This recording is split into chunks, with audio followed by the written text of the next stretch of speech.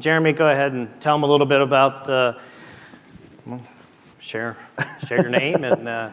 All right, so I'm Jeremiah Mancini, EVP and Head of Global Sales for Forward Thinking Systems, and we'll be focusing on some AI in vehicles and cameras and things like that today on my end. Yeah, my name is Matt McCrory. I'm with Geotab. I'm a partner sales manager with Geotab. Really looking forward to speaking to everybody about transportation technology and the impact of AI. I'm Brian Boychuk. I'm Senior Vice President of Sales and Marketing at BeWhere. BeWhere is considered a mobile IoT company, so it's mobile IoT. Essentially, with the advent of 5G networks, typically you hear about the screaming high speeds, low latency for things like autonomous vehicles and remote surgery. But when the engineers built the standard for 5G, they recognized if they take that logic and flip it around and reduce a little bit, increase the latency, and do some other things, they could reduce the complexity of the connections, reduce the chipset costs. So there's a lower arm of the 5G standard, referred to as low power 5G, that takes advantage, as with everything in life, it's about power. So if you can find ways to extend power on devices, reduce the cost of it, that's when you get into the Internet of Things, of being able to track things that you didn't track before. Because let's face it, if I could track everything, we would. It's just always been a business case problem. How do I justify the cost? With the introduction of the new networks, it introduces some interesting possibilities for being able to track more and more things.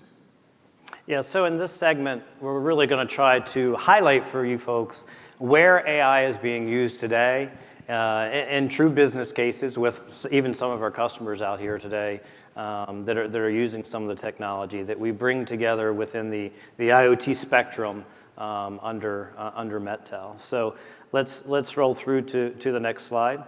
The reality is what is the impact of AI and mobility in respect to IoT? I've been in this space for about 17 years, and many of my colleagues have been in the space for a long time. And one of the key segments to this is, obviously the connectivity part of it, and we're a big, obviously, connectivity play here. And if we can go to the next slide, I wanted to share with you a little bit more about our single SIM. This is a tool, if you will, in my treasure chest that we use all the time.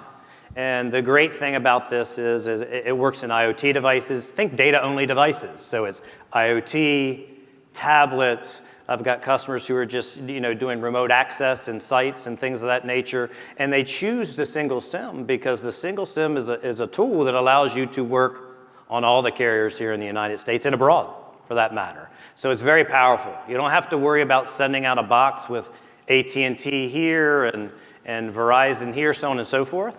It works on all the carriers, okay? So Fleet Cam, AI. Let's talk a little bit about how AI is being used right now today within the fleet safety segment of it. Let's touch on it and then we'll roll to your video. For sure. So when you talk about what you're doing today with AI, I think it's important to contrast what things had been traditionally before AI came into things like a camera system in a vehicle.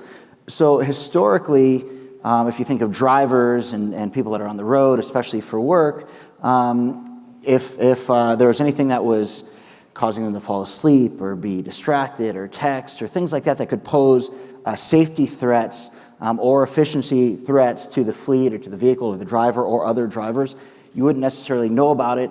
And unless there was a passenger or a significant other telling you to put your phone down, you might not realize how distracted you are while driving. Typically surveilling or accountability, monitoring has always been a human component. There's a person on the side of a monitor watching the cameras, and that's how we get our information of, okay, where do we need to fix things operationally or whatever it might be. But then you introduce AI, especially on edge inside of a vehicle, and now the camera is smart enough to recognize what it's seeing without a person needing to review it, right? The camera can act almost as a ride-along passenger with its sole intent to keep you safe, help you stay awake, help you be aware of other potential threats on the road around you, such as cars that are cutting you off and slamming on their brakes or whatever it might be. And the camera can now recognize that in real time as it's happening and assist the driver to make better decisions, to prevent accidents before they happen. Without it, typically you find out what happened in an accident after the accident happened and you review the footage, but now we can be preventive, we can be proactive, and assist in keeping the driver safe, get them home safe. That's great. And also, you know, companies don't want to hire another administrator to sit there and look at video all day. So let's use technology to, if you will, post or highlight, bookend is a term we use, to say, hey, this is something you should care about. Take a look at it, you know, and then they can take action behind the scenes. And we'll talk about that a little bit more. Let's roll to that video.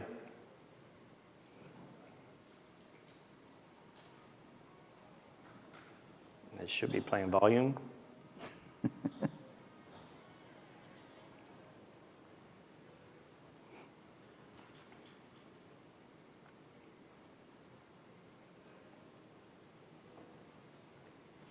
Well, it's still flashy. Yeah. I know there was a couple of people out here that are into karaoke, so maybe we can. I don't know what happened to the audio, but it's a great video. And we'll review some of this here shortly. And that's the cool part of it, the gamification part of it, being able to bring the driver into it. You think about you're driving down the street, you slam on your brakes because a kid pulls in front of you. Why should my score, you know, show that, hey, I didn't do anything wrong there. I actually saved the truck and maybe saved a life. So why should my score be deducted? Because there's gamification and scoring in this. So you can kind of rate your drivers and how they're doing.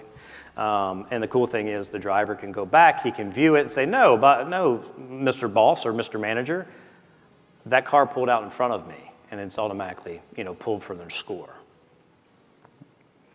All right, let's move on to true case studies. This is things that are happening in real life. So this organization, it's Stewart Brothers. And, you know, we've talked about driver safety and how they purchase it in that context, right? They want to keep people safe. And with litigation out there these days, you know, people are saving money or insurance, but more importantly, you're saving lives with this technology.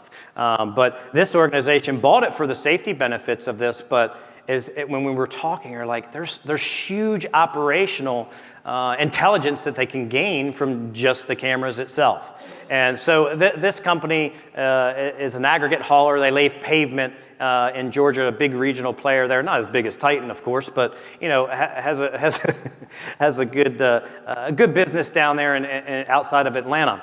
And in conversation with them, when we were working with them, they're like, man, we can gain a lot of operational intelligence because when they're laying that asphalt and you have a sprayer, the roller comes first behind it after the paver, which this is the paver here, that's actually laying the concrete itself with the, you know, you can see the dump truck getting ready to back up to it and add more to it. But when they're starting to do that, and then you have the roller coming along, and behind the roller, there needs to be a spray truck that comes along. There is a distance that they care about because you could have cracks in the asphalt and things of that nature if it's not done properly.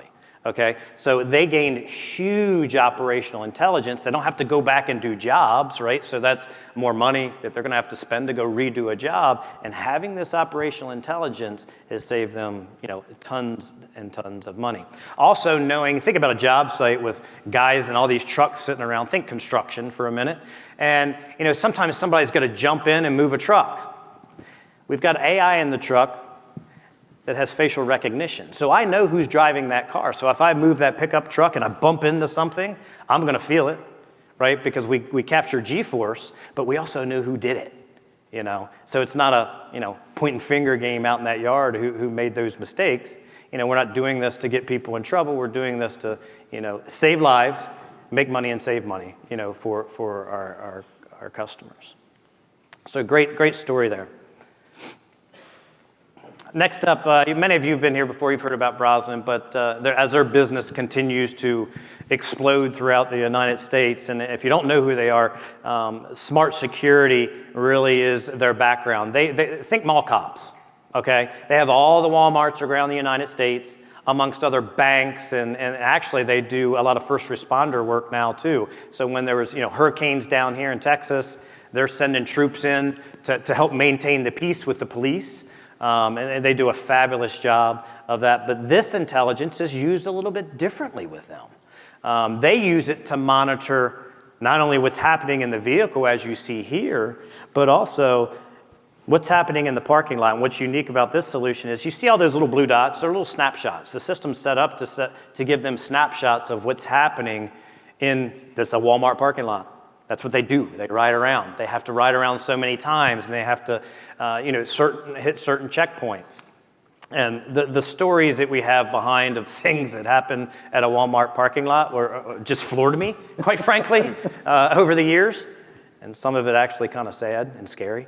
But ultimately, they're using this technology to not only manage their employees, that they're not sitting there looking at their cell phone all day when they're sitting in the car and the car is idling and wasting money, right? But they want to know that they're doing their job, but more importantly, surveil what's happening outside. And we're actually moving to a point now, too, where we're going to put attached to the system gunshot hearing type technology. So when it hears gunshots anywhere between 3 miles away, we're going to capture that for them, and then they're going to be able to use that to gain intelligence on the ground, because there's something going on around that Walmart area that they need to know about. It's their job to protect and serve, if you will. They better know about it. And then they share it with the local, police officers and things of that nature when those things come along. Now, this is a cool instance that will actually show you what's happening in a vehicle when a driver is using his cell phone. So the system enables you to, when it sees something, and I'm using my phone, I'm falling asleep, I literally have companies who are hauling gas or petro around the United States, and their drivers are driving down the street smoking a cigarette. Or even worse, I had a conversation with someone the other day where we actually caught 7 of their employees when they're at the filling station to stick that big pipe in the ground to put the gas, in the tanks underneath. They're putting it in the tank, they're sitting about 3 feet away, pull out their cigarette, sitting along smoking their cigarette. So obviously those people aren't working in that organization anymore, and we help them save probably tons of lives, around that. All right, so Jeremy, with AI and where it is today with in-vehicle, on-edge, type computing, where do you see this technology going? Where is it heading? We know that from an insurance standpoint, it's saving companies money and it's saving lives, but where do you think it's going next? Yeah, so something that we've been doing for the last 2 years is working on how can we automate utilizing the data, which I think is really important.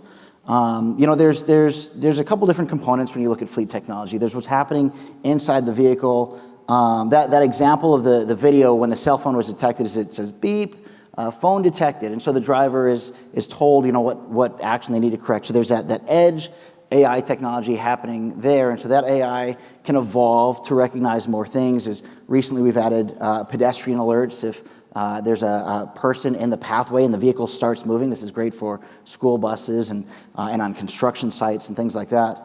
But then continuing to evolve that, reading signs, signage and signals and things like that on the road, considering new variables of okay, I know that there's a vehicle in front of me, but is that vehicle in front of me because the driver just was tailgating, or did I get cut off? And being able to tell the difference and just more intuitive recognition that's happening in the vehicle.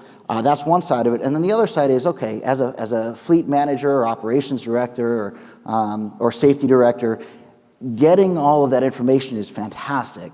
But having that information doesn't make your fleet safer, more efficient, more productive. It's using it and acting on that. And so developing systems that can actually look at all that data, make good decisions, and then act on it completely automatically, I think is where we see things going. We're already doing some of that. I might actually say a little bit more about that here after Geotab and BeWhere share some of their cool things going on. But there's a lot of evolution still to be had. And a major point to that is it's in-cabin feedback. So it doesn't necessarily have to wait until it swings back to the manager to go manage it, right? This is the old situation where, many of you have heard me say this, when you're a kid and you're running into the house, what's the first thing your mother said to us, or at least me? Take your shoes off. They don't want mud and dirt throughout the house. It's the same thing here. When someone's speeding, harsh braking, smoking that cigarette when they shouldn't be, starting to fall asleep, all those characteristics that we're trying to capture with AI, we tell them immediately, within milliseconds. Because much like when you were running into that house with your shoes on, your mom knew As soon as she heard that door, you were popping those shoes off and heading on your way, right? Same thing here. We train them by instantly telling them they're doing something wrong. And face it, we all drive cars. There's a feeling to a car. Just because you have an F-250 here and an F-250 here, they all torque differently, they all react differently. And as soon as he pushes on that gas and it has a fast acceleration situation, it's different in one car to another. So being able to react and tell them that they're not necessarily doing something wrong, but maybe it's against company policy or what have you, it's a reminder. And it's not just a beep, beep, beep in the car that you're doing something wrong or the truck, it's actually telling them, hey, you're using your cell phone and you shouldn't be, okay? So great technology. And next we'll move on to Geotab, and we're gonna talk a little bit about AI and big data, and they've got some great stories on how they're using this technology today. And before we do that, I wanna play their video if we can crank up. There's two main pillars that we believe are where telematics is going to go over the next 10 years. The first one is the ecosystem. Geotab has for a very long time believed in the ecosystem. If you think about it, customers, when they buy telematics, they really fundamentally care about how they're going to run their business and the systems that run their business, more so than the technology that underlies their telematics system or what telematics system it even is. So over the next 10 years, we're going to see a change where customers are going to buy these systems and expect them to work with their telematics system. And the telematics system that's going to win at the end of the day is the one that actually integrates with everybody. The ecosystem and the solution providers and the partners, you can't be everything to everyone. And we believe that, as in Apple's case where they launched the App Store, if we can get to a point where we have a mass scale solution ecosystem developing applications on our platform, that is what telematics will be in the future. The problem with telematics in general is that we know that a telematics system can produce so much data at the end of every single month. So the other pillar that's really important is big data. There is literally, if you want to know every statistic about the customer and the companies that you're visiting and your drivers, you can get it. You can be overwhelmed with data, in fact. So you can know, the average speed, the average seatbelt usage, the utilization of your assets, how many vehicles are being driven, how many are not being driven, what customers you're going to visit, how long you're visiting those customers for. We want to take those set of services down to our customers on the telematics side and make sure that we unlock the learnings that we've had around big data and make them available to our customers. Geotab provides very, very powerful building blocks on which everybody can create the solutions that drive business. We believe in open data, we believe in open APIs, we believe in making data accessible to all of our customers, and in our marketplace, some of the products that are in our marketplace actually compete with Geotab, and we think that that's okay. We think that the objective here is to become the platform. We totally believe in our culture, customers should have the ability to choose the platform that they want. Open platform is essential to us, and choice is essential to us. So today, I think that's why we're seeing Geotab become the leading company that it is. And the most important thing to take away is that the Geotab product itself is not static. We are investing very, very heavily in R&D. The product that you see today is not going to be the same as the product that you see in 6 months or a year's time. We are not complacent. We feel very, very privileged and lucky to where we've got to with our success. We're going to continue to innovate. We're going to make the products better. We're going to drive the innovation that happens in the telematics space, and we're going to continue to stay ahead of the competition. And we really are excited about the future and the future growth that we're all going to enjoy together in this Geotab ecosystem.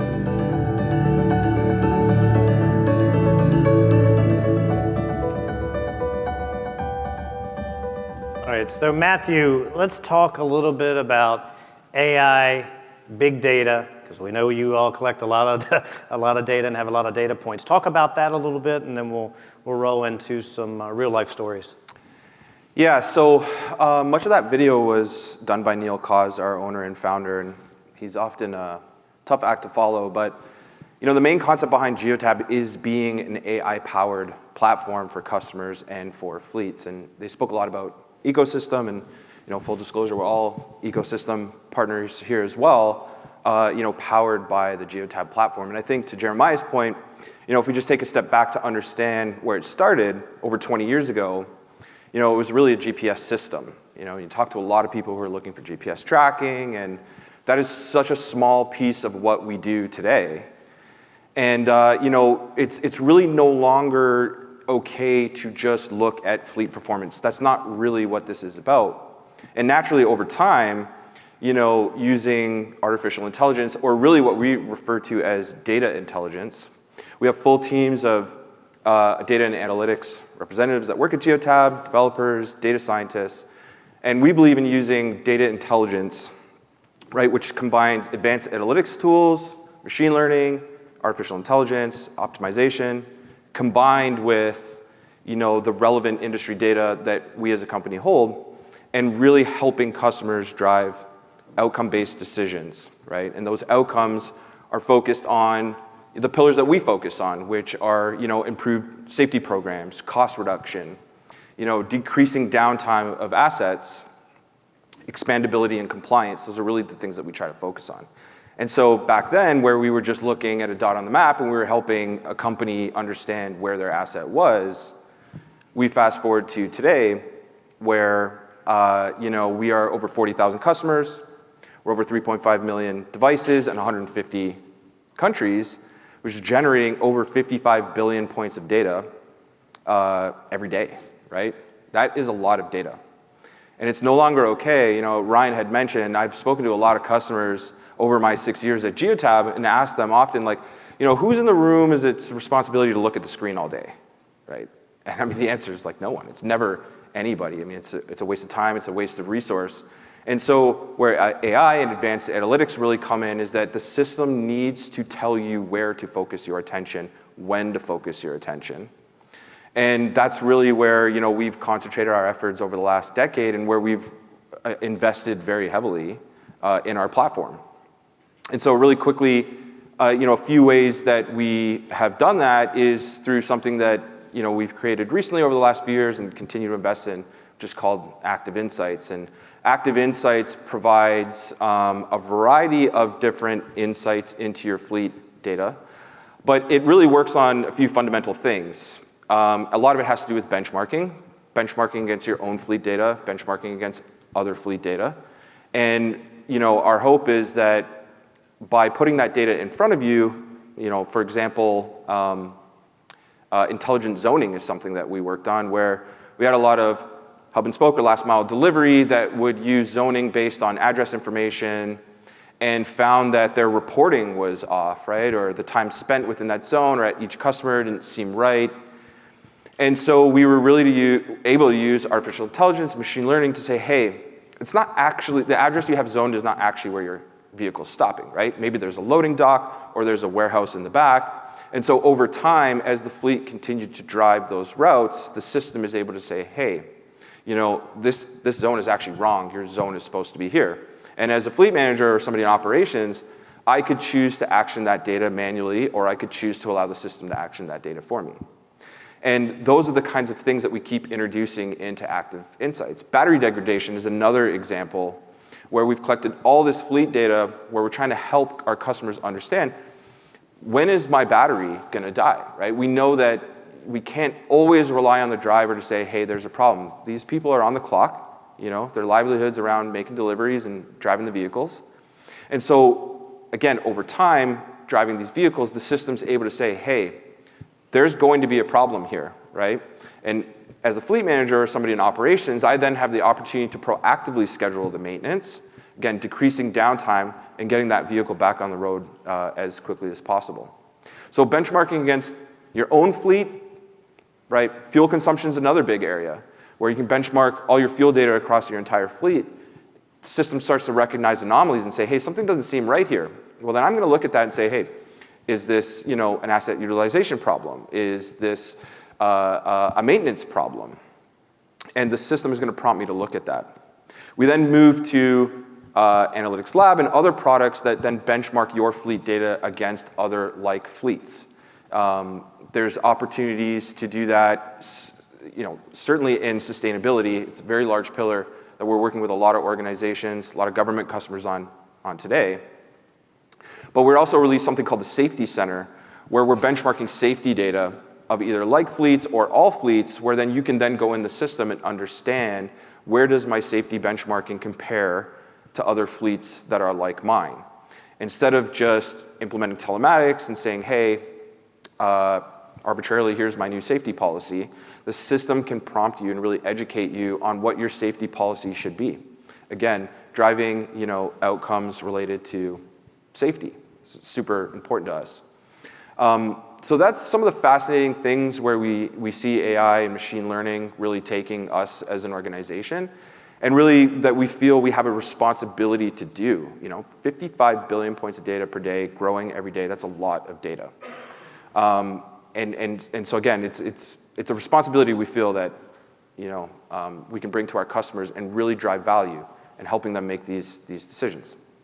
Let's talk a little bit about EV, electric vehicles. A lot of companies are interested in that next evolution of what's going to happen with vehicles. And this is a great use case of using AI and big data to help enterprise rental car or fleet leasing figure out when EVs are going to become really apparent in their world. Why don't you tell us a little bit about that? Yeah, so again, speaking to benchmarking data, the EVSA is what we refer to as Electric Vehicle Suitability Assessment. The sustainability pillar within Geotab is definitely the largest growing pillar, over the last 3 to 5 years, and will continue to do so, I'm sure, in the future. And what the EVSA does, briefly, is really analyze fleet data and then make a series of recommendations based on how those vehicles are driven, where they're being driven, how often they're being driven, who's driving them, that kind of stuff.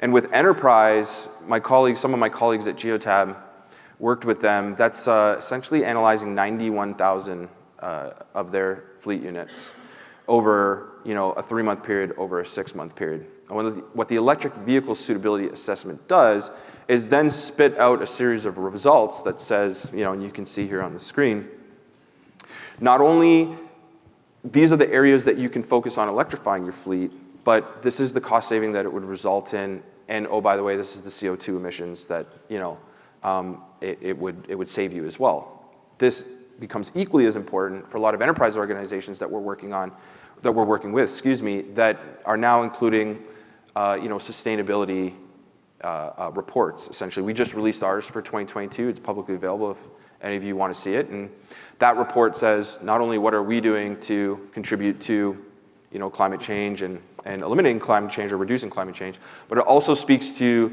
the technologies and services and applications that we're introducing in the market to help our customers achieve those same kinds of goals. And this study was really based on that. Enterprise approached us and said, look, we've got these climate action initiatives that we want to focus on. EV is coming. What can we do to work together to determine, what's this next generation going to be? And when you look at on the surface, 13%, approximately 12,000 analyzed, could be replaced by an EV today. It doesn't necessarily mean that they just went and replaced those vehicles with EVs today, right?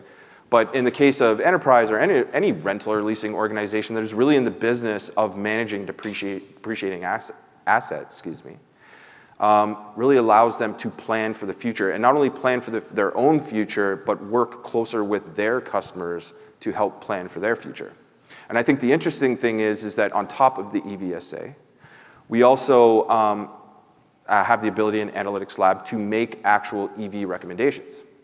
So when we plug in EV pickups, for example, which is a large part of their fleet is light-duty pickups, we see an even larger increase where approximately 40% or over 42,000 of their assets could be replaced by electric pickup trucks in the near future. So again, are they going to do that today? No. But when I'm in the business of managing a depreciating asset, I'm looking 2, 3, 5, 8 years down the line. This is very, very valuable data for a company like Enterprise to really plan on not only what the future of their fleet looks like, but what the future of their customer fleets look like. So it's a really, really powerful story, something we were happy to put together. I commend all the colleagues at Geotab that worked on this study. But a very cool story to discuss and maybe open some dialogue around the things that we're doing and where we're going in the future. Yeah, so a great way for a large company to make an informed decision, which is obviously important. All right, next up, City of Phoenix. We started working with them moons ago, 4 or 5 years ago, and they're moving right along. And they embrace the system with multiple departments. But the important points that I want to bring here is now they're starting to evolve. Okay, some of the departments have had fleet management previously, and now they're moving in the direction of cameras and things of that nature on their waste trucks, or doing some other things with cameras related to their water trucks. But what's interesting to me is these departments who have never had fleet management before. It's like each of these little entities, right, are their own little companies in a big city like this. And some of these departments now are again, you hear everyone who has worked with me before, it's crawl before you walk, walk before you run, because we can literally inundate your organization with data. We collect a lot of data, but we want to provide you actionable data.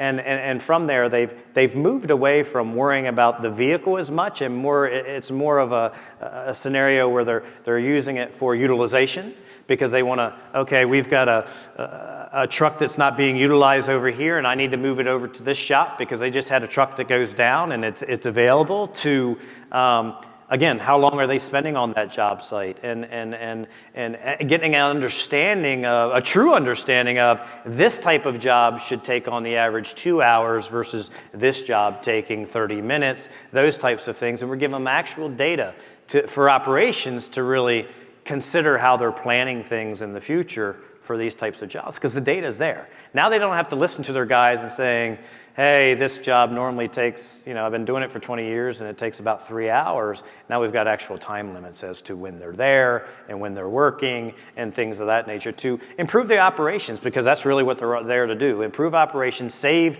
us as citizens. If you live there, you live there. Save you money because, they're out there getting the job done and moving along to the next one.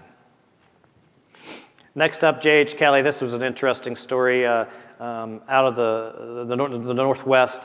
Thousands and thousands of vehicles and assets and equipment, but they went on this acquisition trail right before and then during the pandemic. They're buying up all these small construction companies, and they're a mechanical contractor all in that region. And they started moving into Southern California and starting to move west to Oregon and then other areas. And to be able to harness all these vehicles, and you guys know when you're acquiring companies, it's fun as an IT shop trying to figure out what all these assets are and everything. So this is the same thing. It's the Wild West. They've got all these vehicles, they've got all these people, they've got all this equipment, trailers, you name it. They needed to track it. They needed to get their arms around it. And not only the attributes of the safety benefits that we bring to them and integrating their fuel cards, because let's face it, there's fuel theft everywhere in business today. If you can't track that, again, that's an AI, BI type environment where we're collecting fuel receipts and we're connecting the dots between the vehicle and how many gallons it has in the vehicle and how much they've pumped in the vehicle and where they pumped it to make sure they're not topping off grandma, right? With her vehicle when they come by. And it happens more often than you would think, but being able to connect those dots ended up saving them, at least with their core fleet, even before the companies that they traditionally own themselves, they were saving, they told me about $5,000 to $6,000 a month on wasted fuel expense because they could finally track it and connect those dots. It just went away. So he was like, why did my fuel go down? My fuel expense go down? I've got more jobs. I'm doing more. Well, it's because you're able to monitor it and see what's happening. So that's a great story, and they continue to grow. Next up, let's talk to BeWhere a little bit. I want to play your little spot, and pay attention to this one. This is for us as tech nerds like we are on the IoT side. This is a great story because of what they're doing here. So let's go ahead and play this.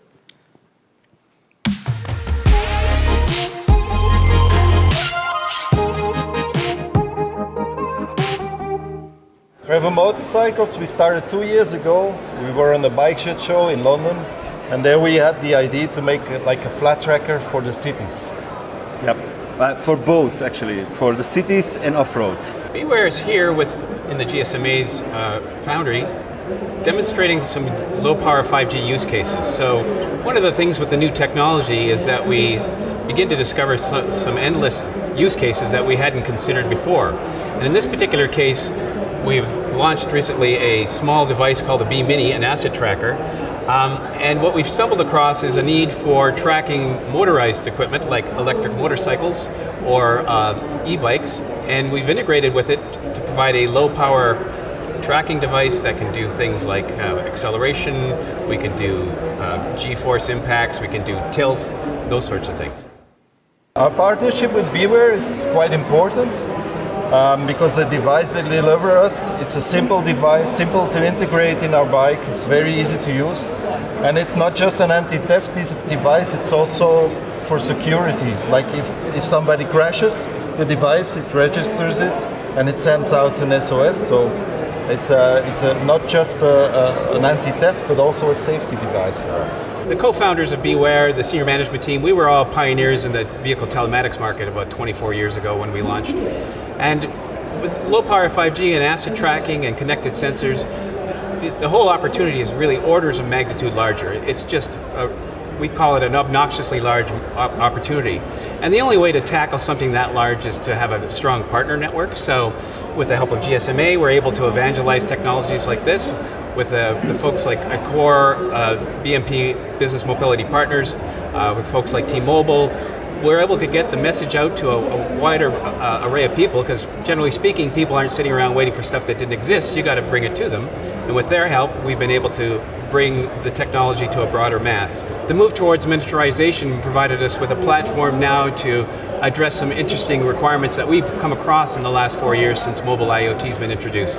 So you'll start to see new products, new technology come out, variations on a theme that begin to address specific use case problems that we've haven't addressed, but we stumbled across in the last, say, 3 or 4 years, and allows us to refine the products to meet the emerging needs of the market. So we're very excited for the grow in the EV market and also for Trevor growing within this EV market. That's pretty cool, right? Who's ever heard of an electric motorcycle before?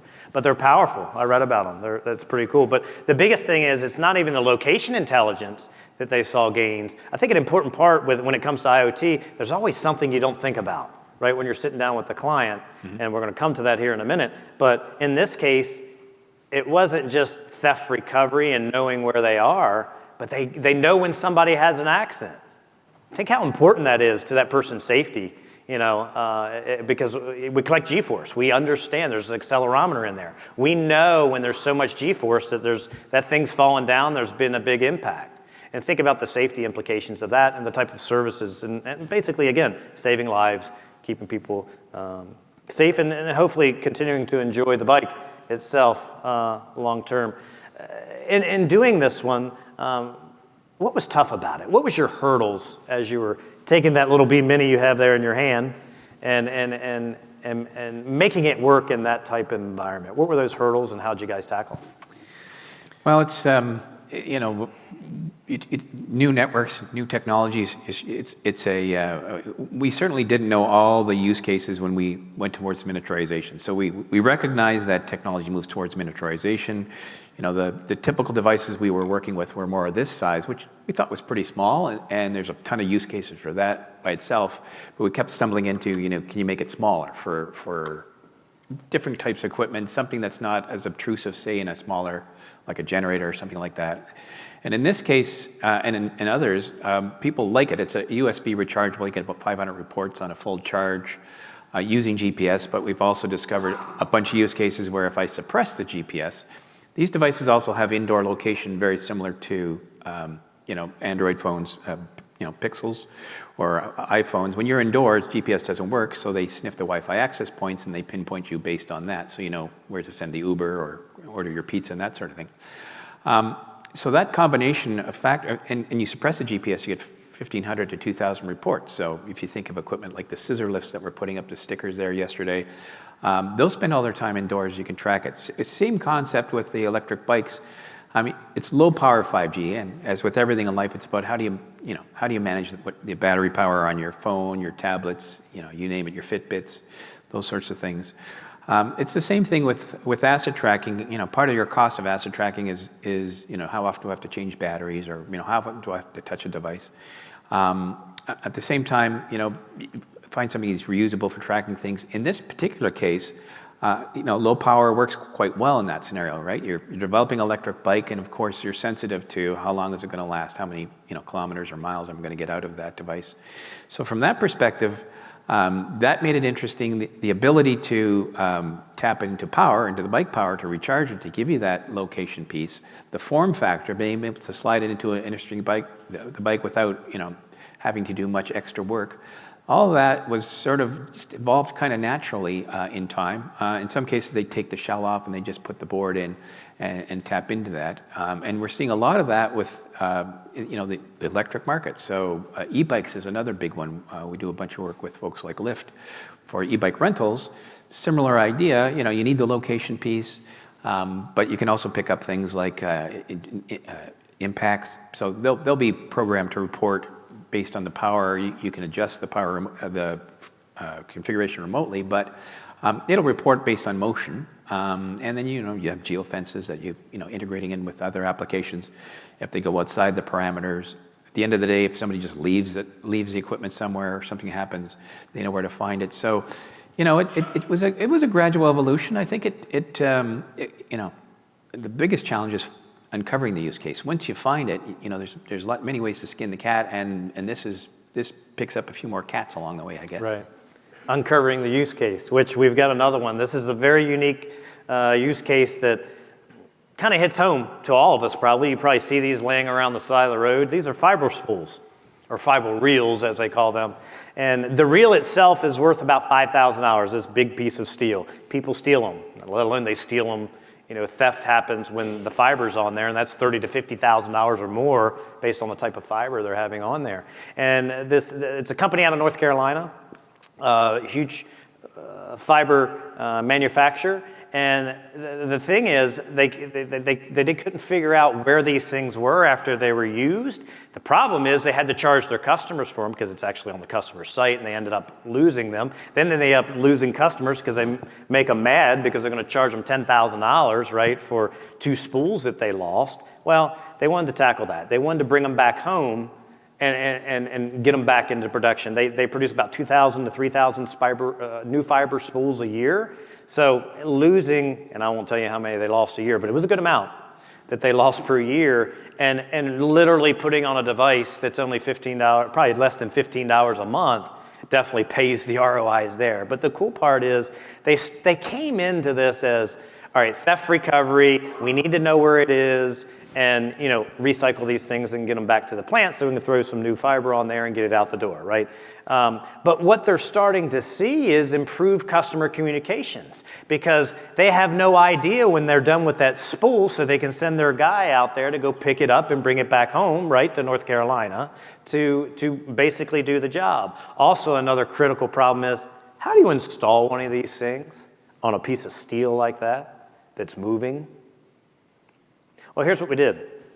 We took the solar device that Brian had shown recently, throw it out there and let them look at it. But we put, it won't break. It's ruggedized. It's ruggedized. I'm not worried about that. 9 feet down. It's fine.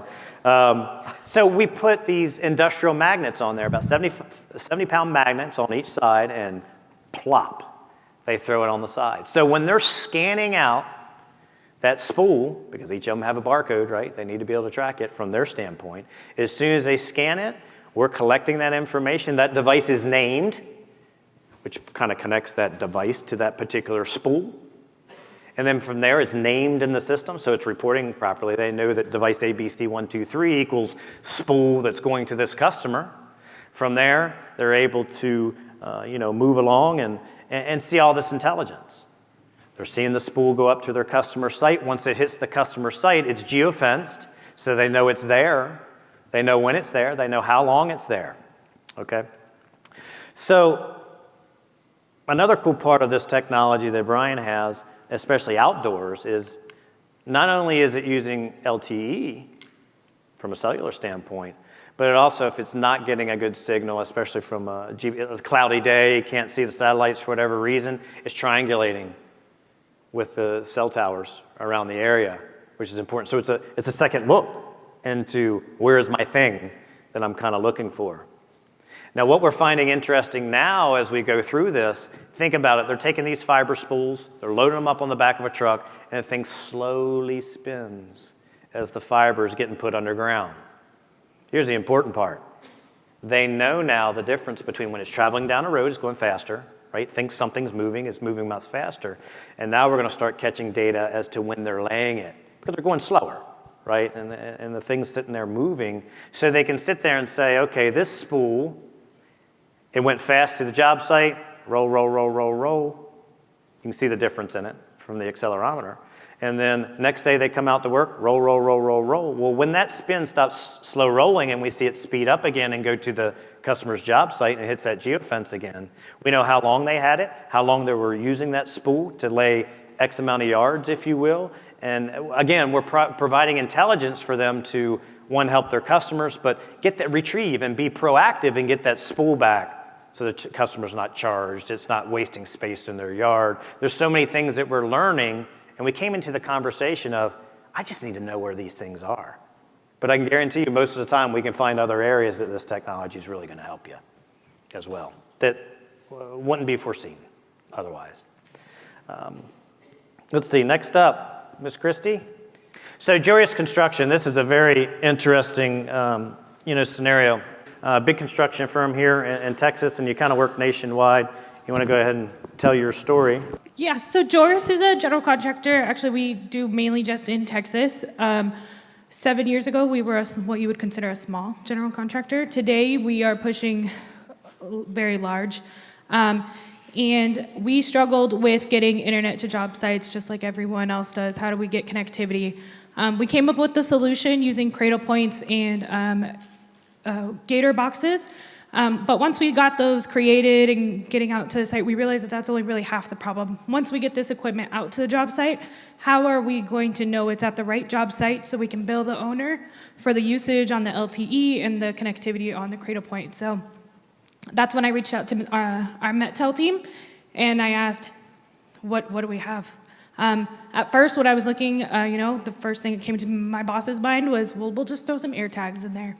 And it really didn't provide us the oversight we needed. We really needed something very robust to set up those geofences and get alerted when they're moving, because our teams have a horrible habit of just picking it up, throwing it in Connex, and then sending that Connex to our equipment yard where we never see them again, or they've been offline for 7-8 months, and we're still getting charged for the LTE service. So that's really where BeWhere came in for us and helped us get really big insight. So that's actually my live map right now, I think, within the last couple weeks. So yeah, we were able to find them quickly and get not only where they are, but temperature of the job trailer and make sure that our equipment is functioning to the best of its ability. That's great. So a very unique use case again. This is IT equipment that they're sending out in the wild to construction trailers so they can have comms, internet access, so on and so forth. And they were getting lost. They were getting stuck. Who knows where they are, right? So how are we going to track that? Devices started in my career earlier on about the size of a brick. Now look at that. It's even smaller than the BIC lighter. I tried to explain it to people what the size is, and it's actually smaller. And you, being an engineering-minded person, were able to take it, kind of plug it up underneath that gator box, okay? And then from there, it's always powered when it needs to be powered. So the battery's always charged, but then when that thing's in transport, you can see it coming back home, right? So you can reprocess it and send it back out. And then not only when it gets out to the job site, but in the shipping process, right? Everybody's really struggling with FedEx, UPS, just disappearing packages. But once it leaves our office and we're waiting for it to get to its next stop, we have that oversight of when is it actually going to be there? Where is it sitting right now? So they're very expensive. So it's a really great peace of mind in that shipping process. And my peace of mind is I throw it in my kid's backpack. I have a geofence around this school because we have to be outside when the bus pulls up, or my wife, I'm working. So we know when he leaves, and we know how much time it takes him to get home. And when he pops off the bus, we're there waiting for him. And well, he hasn't said anything yet. We'll see. He's probably going to crack into it and build something else, little guy. But no, I appreciate it, Christy. It was a great story, a very unique story. You know, you kind of think about IoT in our day and age in vehicles and assets and equipment and trailers and things of that nature. Now we're able to do things indoors and outdoors. So it's very appealing for many different verticals like healthcare.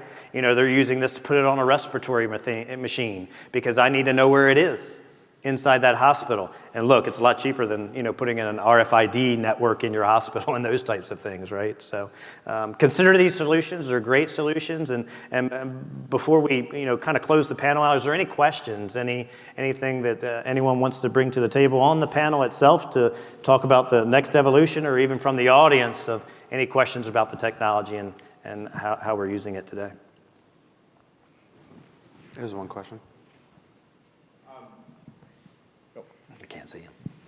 Yeah, so just curious where you think this is going from the perspective of the hardware. Would the car manufacturers just have this built in and you would simply leverage that device? It would be more general purpose, and the different companies, whatever company the car owner or motorcycle owner or whatever subscribe to, that data would, you would pull from that device? Yeah, most definitely. And Matt, you can go ahead and talk about what Geotab's doing real quick. And yeah, some of your major manufacturers are doing it today. So go ahead. Yeah, for us, that's definitely the case. I mean, we do manufacture our own hardware. We do partner with other companies that do hardware for a variety of different reasons and different use cases. And I think to an extent, there's always going to be use cases. But at Geotab, as we've grown, we also have expanded our OEM partnerships. We work very closely with the Stellantis brand and Ford and Volvo, Mack, International, other brands where, we actually are agnostic to the hardware generating the signals. The signals are then coming through our gateways and creating, kind of Geotab specific data. Our secret sauce is a curve algorithm that's proprietary to us. And if anybody's ever interested in that, I would really suggest you can just YouTube Geotab curve, and Neil does a really great 2-3 minute breakdown of how we ingest data. But we are really agnostic. That is definitely the future. And if you ever are interested in attending a Geotab event or look more into Geotab, you will find Neil, who is our owner and CEO, talk very highly of that being the future of this. At some point, the hardware is going to be irrelevant. I think some of us think that depending on the use case, it may still be there, but eventually it probably will be. And really, it's based on the partnerships that we as the ecosystem form with the OEMs. We don't really care where the data is coming in from. We really want to work with customers on the data and the sources that they want to work with. If they want to buy devices, great. If they want to work with OEM connectivity, great. So definitely, from our perspective, that's going to be the future. How quickly that is, I don't know, but we certainly see it going there. Well, we see it in our own personal cars. As of 2019, most of the vehicles have connectivity in it. They already have a telemetry unit in it. It's just a matter of you accessing it or not. So consider that when you're driving down the road, because most of our newer cars now, 2019 and newer, have it in it. So it's going to be interesting times with that. Any other questions?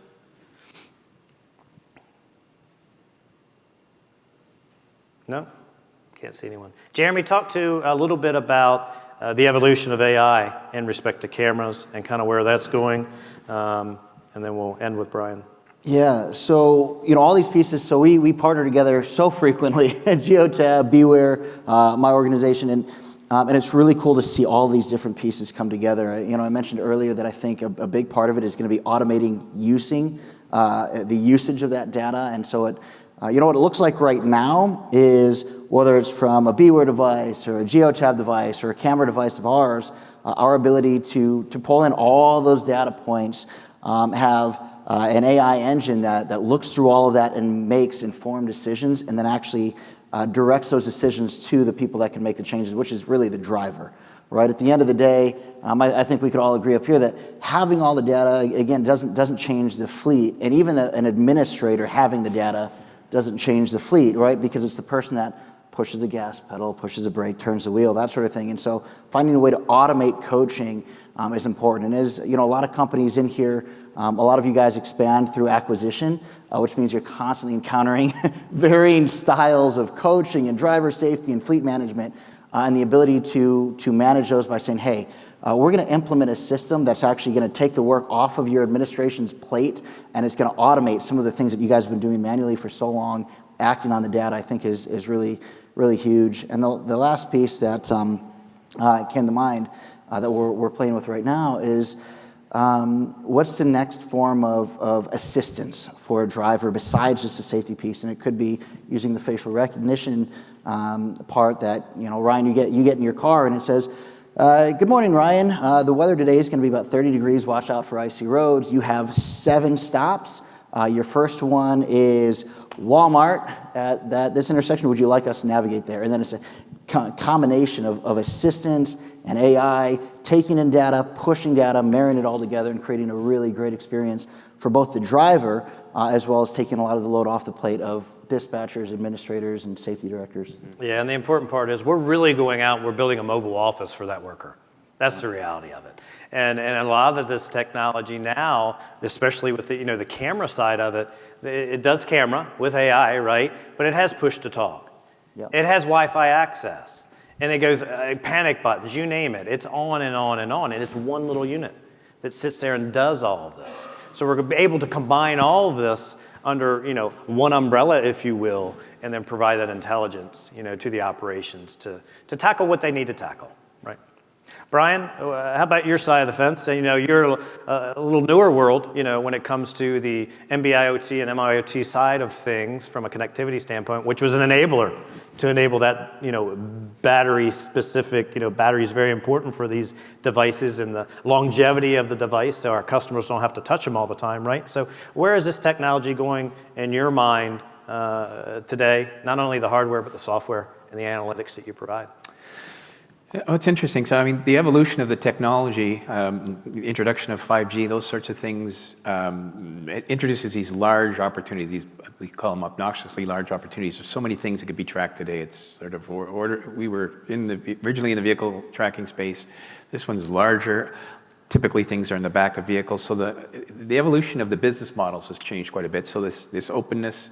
It's when you're fishing the ocean, there's only so many fish you could eat. And the technology, as we've discovered in the last couple of days, is moving so quickly that the best way to approach it is through these partnerships. So, the AI on the SIM stuff that MetTel's doing makes it some really interesting possibilities for that. In some cases, you've got some existing interfaces that we can push our data into, and we'll focus on sort of uncovering these use cases on the asset tracking side that can extend the technology into newer parts of the organization, work towards driving the price down, the cost down to track more and more things. Great.